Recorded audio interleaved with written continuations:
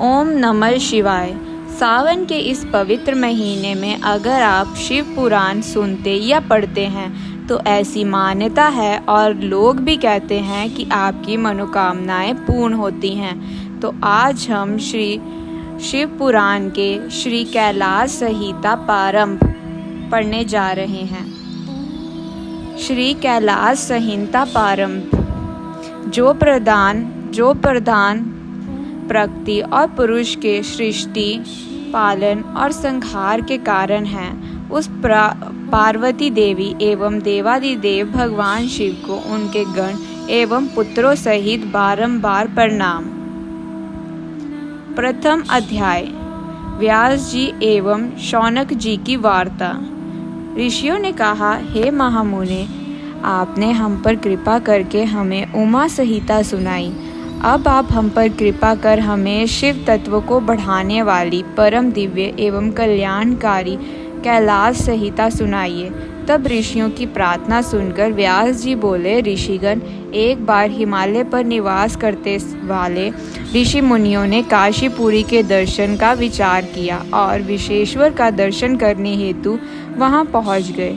उन्होंने काशी पहुंचकर मणिकर्णिका में गंगा जी में स्नान किया। तत्पश्चात शतरुद्रीय मंत्र से भगवान शिव की स्तुति की। उसी समय सूत जी भी पंचकोसी देखने की इच्छा से वहां पहुंचे। सूत जी को वहां देखकर ऋषि मुनियों ने उन्हें प्रणाम किया और बोले, हे महाभाग सूत जी, आप परम शिव भक्त और ज्ञान के सागर हैं। आपके हृदय में पुराणों की कथा स्थिर है। आप परम गुरु हैं। हम सब आपके मुख से निकलने वाली अमृतमय कथा को सुनना चाहते हैं। हम पर कृपा करके हमें देवादिदेव भगवान शिव का परम ज्ञान सुनाइए। ऋषियों की इस प्रकार की गई प्रार्थना को सुनकर सूत जी बोले, हे मुनीश्वरों, स्वरोचितश मुनि ने नैमिषारण्य में तपस्वी ऋषियों के साथ सिद्धि प्रदान करने वाला यज्ञ किया। यह यज्ञ 1 सहस्त्र वर्षों तक चलता रहा। तत्पश्चात उन्होंने भगवान शिव का स्मरण करके शिव भक्ति में भस्म और रुद्राक्ष धारण किया। तभी वहां मुनि वेद व्यास आ गए। मुनियों ने उन्हें आसन पर बैठाया। तब वह पूछने लगे कि बताइए, इस यज्ञ को करने में आपका क्या प्रयोजन है। व्यास जी का प्रश्न सुनकर नैमिषारण्य के तेजस्वी पराशर पुत्र बोले, हे कृपा सागर, इस अद्भुत महायज्ञ का अनुष्ठान करने के कारण ओंकार के अर्थ को जानना है। हम परम ब्रह्म परमेश्वर शिव जी के स्वरूप को जानना और समझना चाहते हैं। हम सब आपकी शरण में आए हैं। हम अल्प बुद्धियों के संदेह को दूर करें और हमें शिव ज्ञान प्रदान कर हमारी जीवन रूपी नाव को पार करा दें। हमारी एकमात्र इच्छा शिव तत्व जगाने की है। हमारी एकमात्र इच्छा शिव तत्व को जानने की है। मुनि गणों सहित पराशर पुत्र की इस प्रकार की गई प्रार्थना सुनकर महामुनि व्यास जी प्रसन्न होकर उन्हें ओंकार रूप भगवान शिव का पार्वती सहित मन में स्मरण करते हुए बोलने लगे। दूसरा अध्याय। पार्वती जी का शिव जी से परिणम प्रश्न करना। व्यास जी बोले, हे मुनिवर, भगवान शिव का वास्तविक ज्ञान ही प्रणव अर्थ को प्रकाशित करने वाला है।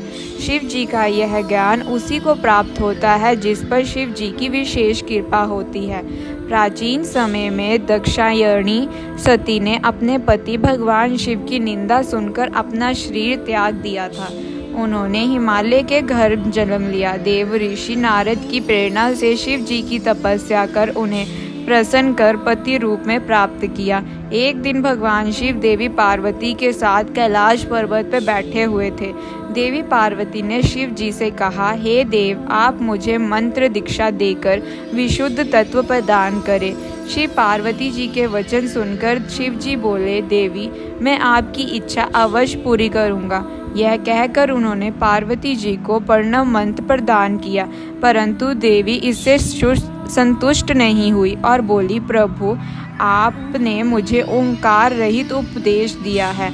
मुझे प्रणव की प्रतिज्ञा कथा भी बताइए, प्रगट्य कथा भी बताइए। वेदों में इसे कैसे वर्णित किया गया है, इसकी व्यापकता एवं कला और पंचात्मा के बारे में भी विस्तार से बताइए। इस प्रणव की उपासना कैसे और कहाँ की जाती है, इसके अनुष्ठान की विधि विधान, स्थान और इससे मिलने वाले फल के बारे में भी मेरी ज्ञान बढ़ाने की कृपा करें। स्वामी, कृपा कर मुझे इस तत्व से अवगत कराकर मेरे श्री ज्ञान में अभिवृद्धि करें। देवी पार्वती की इस नियम विनय पूर्वक प्रार्थना को सुनकर शिव जी उन्हें प्रणव की पूर्ण कथा सुनाने के लिए तैयार हो गए। तीसरा अध्याय, प्रणव पद्धति। भगवान शिव बोले, हे प्राण प्रिया, हे देवी, आपकी इच्छा पूरी करना मेरा धर्म है। आपकी प्रसन्नता के लिए मैंने आपको प्रणव कथा सुनाता हूँ। प्रणव को जानने वाला शिव तत्व का भी ज्ञाता हो जाता है। प्रणव मंत्र सब मंत्रों का बीज मंत्र है। यही प्रणव सर्वज्ञ और सबका करता है। ओम नामक इस एक अक्षरीय मंत्र में शिव सदा ही विद्यमान रहते हैं। इस संसार की सभी वस्तुएं गुणमयी होते हुए भी स्थरवर, स्थानवर और जड़ात्मक दिखाई पड़ती हैं। यही प्रणव का अर्थ है। यह ओम मंत्र ही सब अर्थों का साधक है और इसी आकार प्रणव से शिव अर्थात मैं सर्वप्रथम इस जगत का निर्माण करता हूँ। वही शिव ही प्रणव रूप और प्राण रूप और प्रणव शिव रूप हैं। मैं ही ब्रह्म ऋषि और एकाक्षर रूप हूँ। इस संसार में प्रणव ही सबका करता है। मुमुक्षु ही इस निर्विकार परमेश्वर प्रणव को जान और समझ सकते हैं। प्रणव मंत्र ही सभी मंत्रों में श्रेष्ठ है और शिवमणि माना जाता है। यही ओंकार मैं काशी में प्राण त्याग देने वाले को प्रदान करता हूँ। इसे जानने वाले को परम सिद्धि प्राप्त होती है। इस पवित्र प्रणव रूपी ओंकार मंत्र को प्राप्त करने के लिए सर्वप्रथम कला का उद्धार करें। जो पहले आकार को प्राप्त कर चुके हों उसे निवृत्त कला की प्राप्ति का विधान करना चाहिए। तत्पश्चात उपकार में ईंधन, मकर में काल कला, नाद में दंड और बिंदु में ईश्वर कला का उद्धार करने का उपयोग करें। ऐसे ही पंचवर्णीय प्रणव का उद्धार होता है। इन 3 मात्राओं और बिंदु नाद का जाप करने से प्राणियों को मुक्ति और मोक्ष की प्राप्ति होती है। यही मंत्र सबके हृदयों में प्राण बनकर जीवन प्रदान करता है। फिर यही ओम हो जाता है। इसी ओम का वर्णन वेदों में भी और यही ओंकार मैं हूँ। इसी के आकारण के रजोगुण में से ब्रह्मा, उपकार से प्रकृति, सत्य गुण से जगत के पालन करता श्री हरि और मकर से पुरुष तथा तपोगुण से पापियों का संहार करने वाले शिव उत्पन्न होते हैं। तत्पश्चात साक्षात महेश्वर जो बिंदु रूप और नाद रूप है का प्रगटय होता है। यही सब पर कृपा करने वाले हैं। इसलिए जब भी शांत चित्त से ध्यान लगाए उस समय नाद रूपी शिव का ही स्मरण करें। वह ही साक्षात मंगल रूप है।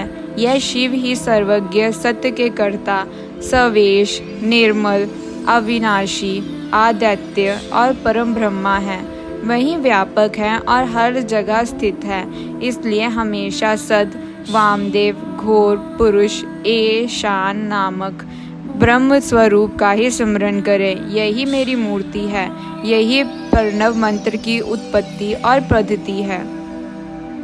चौथा अध्याय, संन्यास का आचार व्यवहार। शिव जी बोले, हे देवी पार्वती, अब मैं तुम्हें संन्यास और आहिरण कर्म के विषय में बताता हूँ। सर्वप्रथम सुबह ब्रह्म मुहूर्त में उठें और अपने आराध्य गुरु के चरणों का स्मरण कर उनके मनोहर रूप को नमस्कार करें। हाथ जोड़कर उनसे विनती करते हुए कहें, हे भगवान, सुबह से लेकर रात तक मैं जो भी कार्य करता हूँ उसमें आपकी ही प्रेरणा शामिल है। वही मुझे हर मुश्किल कार्य को करने की शक्ति और सामर्थ्य प्रदान करने वाली है। किसी भी कार्य को करने का आप ही मुझे बल प्रदान करते हैं। हम आपकी पूजा करते हैं। कृपया कर हमारी पूजा स्वीकार करें। यह कहकर गुरु से आज्ञा लेकर आसन पर बैठे। आसन पर बैठकर प्राणायाम करें। प्राणायाम करें। आसन में ध्यान लगाएं और 6 चक्रों का स्मरण करते हुए उन चक्रों के बीच में मुझ सच्चानंद निर्गुण ब्रह्म और अन्यमय रुद्र शिव का चिंतन करें। तत्पश्चात ध्यान एवं पूजन से निवृत्त होने के बाद ही अपने अन्य कार्य करने आरंभ करें। सर्वप्रथम उठकर देवादिदेव सर्वेश्वर का ध्यान करना भक्ति मुक्ति प्रदान करने वाला है, इसलिए ध्यान के बाद भी अन्य कार्य करने चाहिए। फिर अपने नित्य प्रतिदिन के कार्यों को करें। स्नान करने के पश्चात पुण्य गुरु द्वारा बताई विधि के अनुसार पंचाक्षरी मंत्र का जाप करें। ओंकार का मन में ध्यान करते हुए 3 बार अर्घ दें। तत्पश्चात ओम नमः शिवाय मंत्र का 108 बार जाप करते हुए 12 बार तर्पण करें। फिर आचमन करके 3 बार प्राणायाम करें। पूजा के लिए पूजा स्थान पर जाते समय मौन अवस्था में हाथ पैर धोकर ही जाएं। प्रवेश करते समय दाहिने पैर को ही आगे रखें। 5वां अध्याय संन्यास मंडल की विधि। ईश्वर बोले, पूजा के स्थान में प्रवेश करने के पश्चात उस स्थान की धरती को लीपें। 4 वस्त्रों को लेकर चौरों के सम्मान की कल्पना करें। ताल पत्र के समान लंबे चौड़े बराबर 13 भाग करें। चौथे मंडल में पश्चिम की ओर मुख करके बैठें। पूर्व की तरफ से सूत्र लेकर दक्षिण और उत्तर के कर्म में 14 सूत्र बिछाएं। इस प्रकार 169 कोण ही हो जाएंगे। इन्हीं कोणों के बीच कर्णिका के मध्य दालाष्टक होता है। तत्पश्चात दल संधि को श्वेत, पीली, काली, लाल करें। कर्णिका में प्रणव अर्थ बताने वाले मंत्र लिखें। उसके ऊपर अमरेश, मध्य में महाकाल और उसके सिर के निकट दंड लिखें। इसके बाद ईश्वर का नाम लिखें। फिर श्याम अर्थात काले रंग में सिंहासन और पीले रंग में श्रीकंठ को रंग कर अमरेश को लाल और महाकाल को काला रंग करें। ईश्वर को सफ़ेद रंग से लिखें। ऐसा लाल यंत्र संध्योजा मंत्र से दान करें। फिर नाद से स्नान को भेद कर अग्निकर्म से बाहरी प्रकृति को ग्रहण करें। 4 कोणों को श्वेत और लाल धातु रंग से रंग कर 4 दरवाजे बनाएं। इन दरवाज़ों के चारों ओर पीले रंग हों। दक्षिण दिशा के कोष में 8 दल का कमल रखें। इस प्रकार विधि विधान से सभी देवताओं के मंडल को अंकित करके सूर्य देव की पूजा करें। 6ठा अध्याय न्यास वर्णन। भगवान शिव बोले, ऋषिगण कमल की रचना कर शक्ति कमल की रचना करें और चतुर्थी विभक्ति सहित अंत में नमः लगाकर शक्ति कमलाय नमः का उच्चारण करते हुए वस्तुओं को धारण करके गुरु को नमस्कार करें। 12 की ओर त्रिकोण वक्र क्रम से शंख की पूजा करें और शुद्ध सुगंधित जल से 7 बार गंध पुष्प से ओम की पूजा अर्चना कर धेनु मुद्रा दिखाएं। फिर शंख मुद्रा दिखाएं। यह कहकर अपनी आत्मा को शुद्ध करें। प्राणायाम करके ऋषियों का स्मरण करें। अग्न्यास करने के बाद अस्त्र मंत्र से अग्निकोण के कमल का पेषण करें। दक्षिण में स्थापित कमल का पूजन सफ़ेद वस्तुओं से ही करें। तत्पश्चात उनकी चारों तरफ से पूजा करें। इसके बाद सौर योग पीठ को पूजें। सिंहासन पर मूल मंत्र से मूलाधार में आसन पर बैठकर पिंगला नाड़ी के प्रवाह से शक्ति उठाएं। जिस स्थान पर परमेश्वर शिव देवी पार्वती सहित शोभित हैं, उन्होंने रुद्राक्ष की माला, पाश, खंडवांग, कपाल, अंकुश, कमल और शंख को धारण किया हुआ है। 4 मुख और 12 नेत्र उनकी शोभा बढ़ा रहे हैं। तत्पश्चात सूर्य देवता का आवाहन करें और मुद्रा दिखाएं।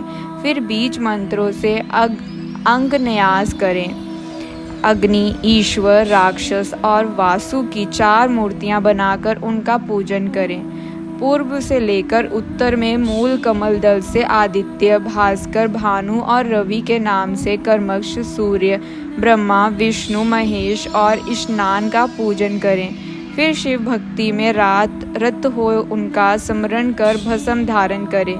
तत्पश्चात गुरु की निर्मलता पूर्वक पांचों उपचार से पूजा कर उन्हें नमस्कार करें। पूजन को विधि के अनुसार आगे बढ़ाते हुए स्नान का न्यास कर पंचकला कर्म से सहयोजात की कल्पना करें। इस प्रकार प्रणव न्यास करके देवादिदेव महादेव परमात्मा शिव को बंधक बनाकर हंस न्यास करें। 7वां अध्याय शिव ध्यान एवं पूजन। शिव जी बोले, मुनीश्वरों, अपनी बाईं ओर चौकोर मंडल बनाकर ओम का पूजन अर्चना करें। ओम को अस्त्र मंत्र से शोभित करें। इसी प्रकार प्रणव का भी पूजन करें। फिर उसे चंद्र, धूप, सुगंधित जल से पूर्ण करें। उसके आगे शंख मुद्रा, अर्धचंद, चतुकोण, त्रिकोण मुद्रा एवं षंडकोण मुद्रा आदि स्थापित करें। फिर ओंकार को गंध एवं पुष्प आदि से पूजें और उसमें पवित्र गंगा जल भरें। गुरु द्वारा बताई गई विधि के अनुसार गुरु मूर्ति की स्थापना करें। गुरु भयो नमः मंत्र का जाप करते हुए गुरु की पदरीक्षणा लें। गुरु द्वारा दी गई दीक्षा का बैठकर ध्यान करें। तत्पश्चात स्थापित मूर्ति में देवता का आवाहन करें। एकाचित्त होकर मन में उनका ध्यान करें। गणेश जी का षोडश उपचार से पूजन कर उन पर फल और फूल चढ़ाएं।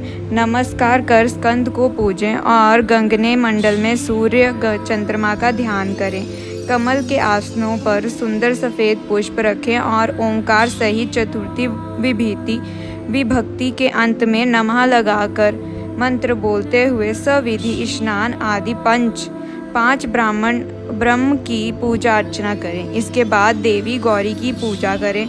इस प्रकार सविधि पूजन और ध्यान करके जो भी मनुष्य एवं देवता मेरी और देवी पार्वती की उपासना करते हैं और शंख के जल से स्नान कर ओंकार से मोक्षण करते हैं, उन्हें परम सिद्धि प्राप्त होती है। उनकी सभी मनोकामनाएं पूर्ण होती हैं और अभीष्ट फल की प्राप्ति होती है। मोक्ष भी उनके लिए दुर्लभ नहीं है। 8वां अध्याय वन पूजा। सर्वेश्वर शिव बोले, हे देवी, बुद्धिमान और विद्वान मनुष्य एवं देवगण को पूजा करते समय सर्वप्रथम गणेश और कार्तिकेय का पूजन करना चाहिए। तत्पश्चात वेदों के आदि स्वरूप अर्थात शिव का आवाहन कर पूर्व दिशा में कमल कर्णिका के ऊपर चारों ओर पूजा करें। आवो राजानम मंत्र का उच्चारण करते हुए त्रिवा से रुद्र की पूजा करें। फिर कर्णिका दलों में आवाहन करें। शिव को पूर्व में, हर को दक्षिण में, शिव को उत्तर में और भव की पश्चिम दिशा में यथा कर्म के अनुसार पूजा करें। ओ आ, ओ पा, ओ ज्ञा, ओ ला, आ पर्ण पूर्ण, आ, ओ वा, ओ सा और वेद के इन 10 मंत्रों से लोक पालों का पूजन करें। तत्पश्चात दक्षिण दिशा में स्नान देव की पूजा करें। ब्रह्मा और विष्णु का विधि विधान के अनुसार षोडशोपचार से पूजन करें। फिर 5वें आवरण में ओंकार रूपी शिव का स्मरण एवं ध्यान करते हुए सविधि पूजन करते हुए 9 वेद चढ़ाएं और अर्घ्य दें। इसके बाद भोजन की सामग्री एवं तांबूल अर्पित करें। तब नीराद आदि कर्म से पूजा को विसर्जित कर देवी और देवता का शुद्ध हृदय से ध्यान करते हुए 108 मंत्रों का जाप करें। इसके पश्चात पुष्पांजलि अर्पित करते हुए यो देवानीगिनी उपनिषद की 6 त्रचाओं का, जो कि नारायणी कही जाती हैं, जाप करें। फिर प्रदक्षिणा कर साष्टांग प्रणाम करें। आसन पे बैठकर शिव नाम को 8 बार जपें। यह सब क्रिया पूर्ण करने के पश्चात श्री त्रिलोकनाथ कल्याणकारी भगवान शिव से प्रार्थना करें, हे भगवान, हे शिव शंभु, मैंने अपनी पूरी क्षमता एवं श्रद्धा से आपकी पूजा और आराधना की है। यह कहते हुए शंख के जल और पुष्प को चढ़ाएं। फिर अर्घ्य देकर 8 बार नाम जपें। 9वां अध्याय शिव के अनेक नाम और ओंकार। शिव जी बोले, हे देवी शिव, महेश्वरी, रुद्र, पितामह, संसार, वैद्यवर, स्वर्गीय और परमात्मा, यह देवादिदेव महादेव के मुख्य 8 नाम हैं। इन्हें 8 नामों का प्रतिदिन जाप करना चाहिए। शिव, शंकर और महादेव ये सभी नाम शिव स्वरूप ही हैं। उपाधि युक्त होने के कारण शिव के अनेक नाम हैं। वह परिशुद्ध आत्मा है। शिव के विशाल और अनगिनत गुणों के कारण ही उन्हें ईश्वर की संज्ञा दी गई है। 23 तत्वों से परे प्रकृति और प्रकृति से परे 50वां पुरुष है। इसी को वाच्यवाचक के भाव से वेद में ओंकार कहते हैं। वेद में जानने योग्य आत्म स्वरूप वेदांत में प्रतिष्ठित ही परमात्मा है और परमेश्वर है। पुरुष और प्रकृति इन्हीं के अधीन है। वहीं अविनाशी दुखों को दूर करने वाले हैं। वहीं अविनाशी माया के स्वामी हैं और त्रिगुण तत्व के रक्षक हैं। वह शिव ही मोक्ष प्रदान करने वाले और सबके दुखों को दूर करने वाले हैं। इसी कारण उनका नाम रुद्र पड़ा। इस प्रकार शिव जी के मुखा अमृत से वेद से भरे अमृतमय स्रोत को सुनकर देवी पार्वती मन में बहुत हर्षित हुई और उन्होंने शिव जी को हाथ जोड़कर बार बार प्रणाम किया। यह प्रणव अर्थ बहुत गुप्त है और समस्त दुखों का नाश करने वाला है। व्यास जी ने भक्ति भाव से पूरी कथा कही, जिसे सुनकर सभी ऋषिगणों ने उनकी पूजा और बहुत आदर सत्कार किया।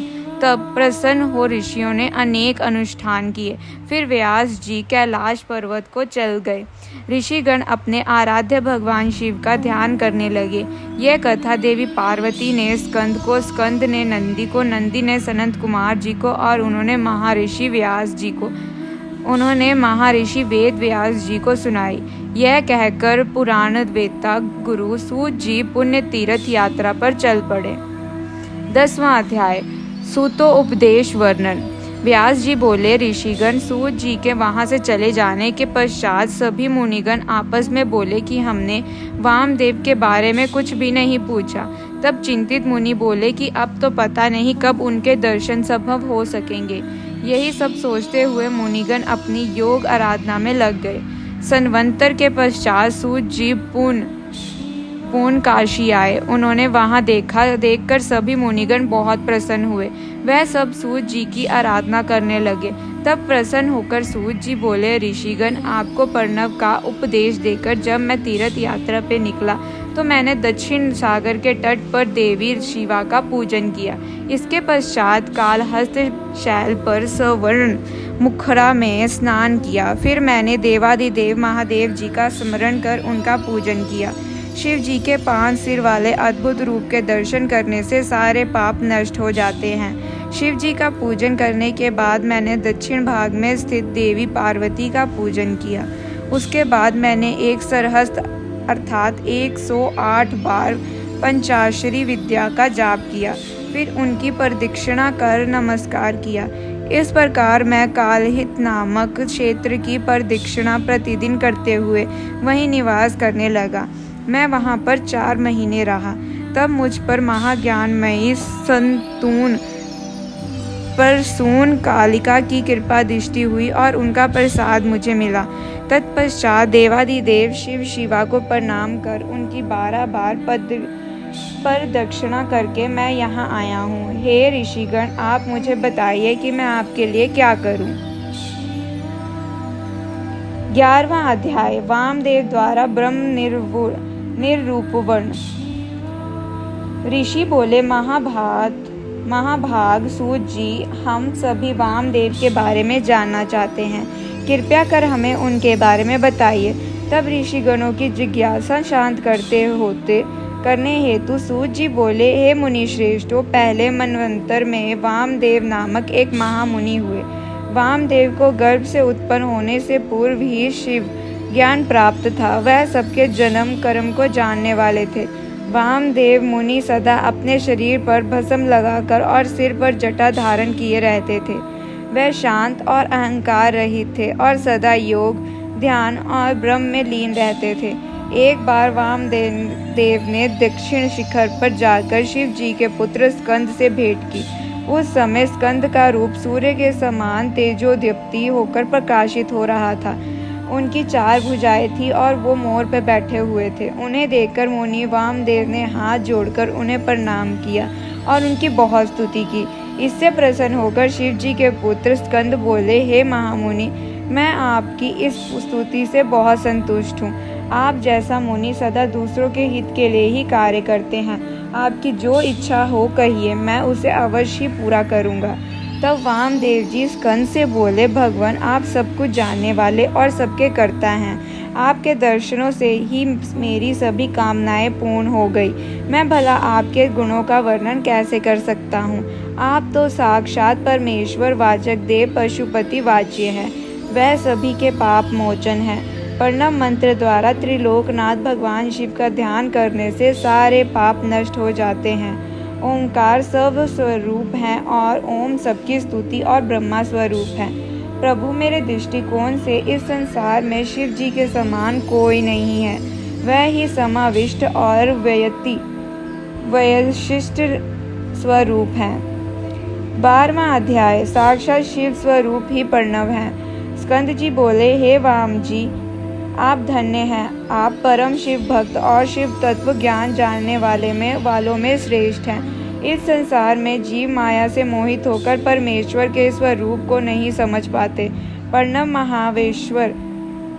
महेश्वर का ही रूप है, जिसे साधारण जीव नहीं जान पाते। देवादिदेव भगवान शिव ही सगुण, निर्गुण और ब्रह्म नामक त्रिलोकों के स्वामी हैं। साक्षात शिव स्वरूप ही प्रणव का अर्थ है। वह इस संसार की उत्पत्ति का कारण है। शिव जी ने ही ब्रह्मा, रुद्र, इंद्र, आकाश, पाताल, जीव सभी का निर्माण किया है। सूर्य और चंद्रमा शिव जी के प्रकाश से ही प्रकाशित हुए हैं। इस संसार में दिखाई देने वाला सारा ऐश्वर्य शिव जी का ही है। वह सर्वेश्वर ही निर्गुण, स्वगुण, निष्फल है। वह ही स्थूल और सूक्ष्म रूप होकर संसार के कार्यों को आगे बढ़ाते हैं। वह ही शिव देवादिदेव, संतान, निष्फल और ज्ञान कार्य के परमात्मा है। देव, पचक और पंचक कला भी उनकी बनाई हुई है। परमात्मा शिव का मन शीतल और स्फटिक मणि के समान निर्मल है। भगवान शिव के 5 मुख हैं, 10 भुजाएं हैं और 15 नेत्र हैं। जो ईश्मन देव मुकुट धारण किए औघर हृदय वामदेव गुरुहा प्रदेशवान है। वह परमेश्वर शिव ही सदपादन, तन्मूर्ति, साक्षात, संपूर्ण, निष्फल और मूर्ति नामक 6 प्रकार का स्वरूप धारण करने वाले हैं। वह ही उपन्यास मार्ग पर चलने वाले समृष्टि और व्यष्टि भाव वाले हैं। इस संसार में विख्यात 3 वर्णों को वेदाचारी कहा गया है। शूद्रों को वेद पढ़ने और जानने का अधिकार नहीं है। अन्य वर्णों को स्तुति, श्रुति, स्मृति और धर्म का ही अनुष्ठान करना चाहिए। इससे ही इंद्र समृद्धि प्राप्त होती है। भगवान शिव की ही आज्ञा के अनुसार वेद मार्ग का अनुसरण करना चाहिए। स्तुति स्मृति में आवर्णित धर्म और आचारों के अनुसार ही आचरण एवं पूजन करें। 13वां अध्याय। प्रणव सब मंत्रों का बीज रूप है। स्कंद जी बोले, हे वाम जी, प्रातःकाल स्नान से निवृत्त होने के पश्चात गंध, पुष्प और अर्षद आदि पूजा की सामग्री से भगवान शिव और श्री गणेश का विधि पूर्वक पूजन और ध्यान करें। पूर्णाहुति देकर हवन करें और गायत्री मंत्र का जाप करें। इसी प्रकार सायंकाल में संध्या करें। सद्योजात के 5 मंत्रों से हवन करें। मन में भगवान शिव का देवी पार्वती सहित ध्यान करते हुए गायत्री मंत्र का उच्चारण करते हुए आहुति दे। भूभर्व्य सुवरोत्र कहते हुए त्रिलोकनाथ कल्याणकारी भगवान शिव के आदि नरेश्वर स्वरूप का ध्यान करें। देवादिदेव महादेव जी के 5 मुख, 10 भुजाएं, 15 नेत्र और उज्ज्वल मनोहारी स्वरूप हैं। उनकी पत्नी देवी पार्वती जगत माता त्रिलोक को उत्पन्न करने वाली और निर्गुणी मई है। ऐसा मन में विचार करते हुए ज्ञानी पुरुष गायत्री मंत्र का जाप करें। पार्वती जी ही आदि देवी, त्रिपुटा, ब्राह्मण, तत्वदायत्री और अजा हैं। वे वेहतियों से उत्पन्न हैं और उसी में ही लीन हो जाती हैं। वह जगत माता देवी पार्वती वेदों की आदि प्रणव और शिव पात्री हैं। प्रणव मंत्र ही सब मंत्रों का बीज रूप है। प्रणव ही शिव है और शिव ही प्रणव है। मोक्ष की नगरी काशी में मरने वाले मनुष्य को शिव जी इसी मंत्र की शिक्षा देते हैं, तभी ज्ञानी पुरुष को मुक्ति मिलती है। इसलिए सभी को अपने हृदय में भगवान शिव को धारण कर सदा उनका पूजन करना चाहिए। 14वां अध्याय शिव रूप वर्णन। वामदेव बोले, हे भगवान, वह 6 प्रकार के अर्थ कौन से हैं, उनका क्या ज्ञान है, इसके प्रतिपादन कौन है और इनका क्या फल है। इस संसार में वह कौन सा ज्ञान है जिसे जाने बिना जीव शास्त्रों से विमोहित हो जाता है। मैं भी शिव माया से विमोहित हूँ, मैं कुछ भी नहीं जानता, आपकी शरण में आया हूँ। मुझ पर कृपा कर मुझे ज्ञान रूपी अमृत पिलाइए ताकि मेरी अज्ञानता दूर हो जाए। मुनि वामदेव के इस प्रश्न का उत्तर देते हुए शिव पुत्र सकंद बोले, हे मुनि शार्दुल, इस संसार में भगवान शिव ही समस्त प्राण वार्थक परिज्ञान के भंडार हैं। वह ही समष्टि व्यष्टि का भाव रखते हैं। अब मैं एक ही परिज्ञान के 6 अर्थों का वर्णन करता हूँ, जिसमें पहला मंत्र रूप, दूसरा भाव, तीसरा देवार्थ, चौथा पंचचार्थ, 5वां गुरु रूप और छठा शिव के आत्मा अनुरूप कार्य हैं। पहला स्वर आकार, दूसरा उपकार, तीसरा मकार है। इसी पर नाद रूपी बिंदु है। इन्हीं को वेद में ओंकार कहा गया है। यही समष्टि का रूप है। नाद में ही सबकी समष्टि है। आकार, उपकार और मकार के यह सब बिंदु नाद के अनादि हैं। व्यक्ति रूप में सिद्ध होकर ओंकार की उत्पत्ति होती है, जो शिव जी का याचक है। इसी प्रकार ओंकार रूपी 5 वर्णों की समष्टि कला भी शिव जी की वाचक है। जो त्रिलोकनाथ भगवान शिव के उपदेश मार्ग का अनुसरण करते हैं, उन्हें अवश्य ही शिव पद की प्राप्ति होती है। प्रणव मंत्र शिव का ही रूप है। 15वां अध्याय उपासना मूर्ति। भगवान सकंद बोले, त्रिलोकनाथ कल्याणकारी भगवान शिव ही इस संसार के सृष्टिकर्ता और आकाश के अधिपति हैं। वह ही समष्टि हैं और वह ही व्यष्टि भी हैं। उन्हीं देवादिदेव सदाशिव से महेश्वर की उत्पत्ति हुई है। अत्यंत रूप पुरुष होने के कारण वह वायु के अधिपति हैं। वह ही सभी प्रकार की माया और शक्तियों से युक्त है। ईश्वर, विशेश्वर, परमेश्वर और सर्वेश्वर, यही चतुर्षय व्याति रूप कहा गया है। यही श्रेष्ठ त्रियोभाव चक्र कहा जाता है। त्रियोभाव 2 प्रकार का होता है, रुद्र आदि गोचर एवं जीव समूह का शरीर रूप। पाप और पुण्य जब इस संसार में है, तब तक इसमें कर्म की सामर्थ्य रहती है। इसी में अनुग्रह करने की सामर्थ्य होती है। इसी विभु में त्रियोभाव और कर्म की समयता होती है। वहीं कल्याणकारी भगवान शिव ही साक्षात परम ब्रह्मा, निविकल्प तथा निरामय स्वरूप है। त्रियोभाव के शांति कलामय त्रियोभाव चक्र को महेश्वर के अधिष्ठित उत्तम पद कहा गया है। महेश्वर के चरणों के सच्चे हृदय से भक्ति करने वाले को यही पद प्राप्त होता है। उन्हीं महेश्वर के 1000वें अंश से रुद्र उत्पन्न हुए हैं। वह अधीर, शरीरधारी और तेज तत्व के स्वामी हैं। वह प्रभु ही वाम भाग में देवी गौरी शक्ति धारण करते हैं। रुद्र ही पापियों का संहार करने वाले हैं। व्यक्ति रूप शिव हर, मुंड और भव अद्भुत चक्र विदित हैं। यह सप्रावरण से रक्षित होते हैं। इनके ऊपर की ओर 10 गुना जल है। इस जल के मध्य में रहने वाले को स्तुति द्वारा जल मध्यसाही कहा जाता है। भगवान शिव अनुराग, त्रियोभाव, संहार, स्थित और सृष्टि से युक्त होकर नई नई लीलाएं करते रहते हैं। वह ही सर्वशक्तिमान ईश्वर हैं। 16वां अध्याय शिव तत्व विवेचन। सूत जी बोले, मुनि वामदेव को भगवान स्कंद के मुख से ओंकार रूपी अमृत कथा का श्रवण करके आनंद की अनुभूति हुई। वह बोले, प्रभु, इस आनंद अमृतमय कथा को सुनकर मेरे ज्ञान और बढ़ गया है, परंतु फिर भी मैं आपसे एक प्रश्न पूछता हूँ। भगवान सदाशिव से लेकर कीर्ति व्याप्त तक इस जगत में स्त्री पुरुष ही दिखाई देते हैं। इस रूपवान अद्भुत संसार की उत्पत्ति का कारण वह परमेश्वर ही है या कोई अन्य रूप है।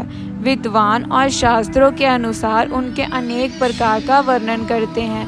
कृपया कर मुझे जगत सृष्टा भगवान शिव के भाव का वर्णन कीजिए। मुनि वामदेव के इस प्रकार उपनिषद गर्भत रहस्य को समझकर स्कंद देव बोले, हे महामुने, जिस परम शिव तत्व शिव ज्ञान को आप सुनना चाहते हैं वह मैं आपको सुनाता हूँ। यही ज्ञान मेरे पिता देवादिदेव भगवान शिव ने मेरी माता पार्वती को सुनाया था। उस समय मैं छोटा सा बालक था और माँ की गोद में बैठकर दूध पी रहा था। वह बातें आज भी मुझे याद है। कर्म सत्ता से लेकर अब भी सभी शास्त्रों में लिखा सभी कुछ ज्ञानदायक है।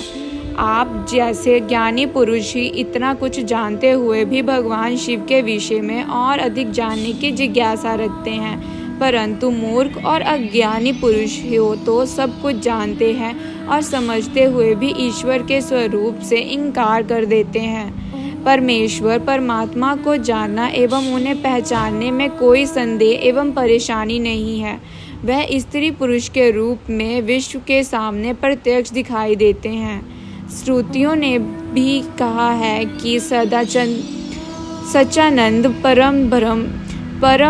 ब्रह्मा सिर्फ सत्य है। जो भी असत्य एवं प्रपंचों से निवृत्त अथवा दूर होकर सदाचार के मार्ग का अनुसरण करते हैं वह सद आत्मा कहलाते हैं। वहीं प्रकाश से चित्त लेकर जगत के कारण बन जाते हैं, वह ही शिव भक्ति भाव को प्राप्त करते हैं। उन्हीं को भगवान शिव और शक्ति संयोग से परम आनंद की प्राप्ति होती है। 17वां अध्याय। शिव ही प्राप्ति के कारण रूप है। वामदेव जी बोले, भगवान, पूर्व में आपने ही प्रकृति के नीचे नियति और ऊपर पुरुष बनाया था, फिर आज आप ये क्या कह रहे हैं? प्रभु, मेरा संशय दूर कीजिए। तब मुनि वामदेव जी के वचन सुनकर स्कंद जी बोले, हे मुने, आदित्य सेवा वावत में वेद में दैवत सेवा वाद का कोई समावेश नहीं होता। यह निरश्वर और अविनाशी है। भगवान शिव ही सच्चानंद स्वरूप वाले परम ब्रह्मा है। इन्हीं त्रिलोकनाथ कल्याणकारी शिव को ही स्वर्गीय सबका कर्ता एवं त्रिवेदों का उत्पादक कहा जाता है। वह सर्वेश्वर शिव ही अपनी माया और इच्छा के अनुरूप संकुचित रूप धारण कर पांचों कला में निपुण पुरुष हो गए हैं। वह ही भोता जो कि प्रकृति के सभी गुणों को भोगने वाले हैं। वह ही सृष्टि और चित्त प्रकृति तत्व के स्वामी हैं। प्रकृति के गुण सात्विक से उत्पन्न हुए हैं। गुणों से बुद्धि और बुद्धि से ही अहंकार की उत्पत्ति होती है। तब उससे तेज और उसमें मन, बुद्धि, इंद्रियों की उत्पत्ति हुई। मन के रूप को सकल विकालात्मक कहा गया है। बुद्धि, इंद्र, कान, तत्व, चक्षु, जीवा, शब्द, रूप, स्पर्श, रस, गंध प्रवृत्ति को बुद्धि और इंद्रियों में स्रोत का कर्म कहा गया है। वैचारिक अहंकार से कर्म इंद्रियों की उत्पत्ति हुई है, जिन्हें मुनियों ने सूक्ष्म कहा है। फिर तमन्नाएं और शब्द के रूप हुए, जिससे आकाश, वायु, अग्नि, जल और पृथ्वी की उत्पत्ति हुई। ये ही पंच महाभूत कहलाते हैं। शब्द आदि, रूप, रस, गंध उनकी तमन्नाएं कहलाई। आकाश, वाहन, पांचन, वेद आदि 5 महा कहलाए। इस प्रकार स्कंद जी का वेदांत युक्त वचन सुनकर मुनि वामदेव बहुत प्रसन्न हुए और हाथ जोड़कर पृथ्वी पर लेटकर उन्होंने दंडवत प्रणाम करने लगे। उनके चरण वंदनों में उन्हें परम तत्व ज्ञान प्राप्त हो गया था।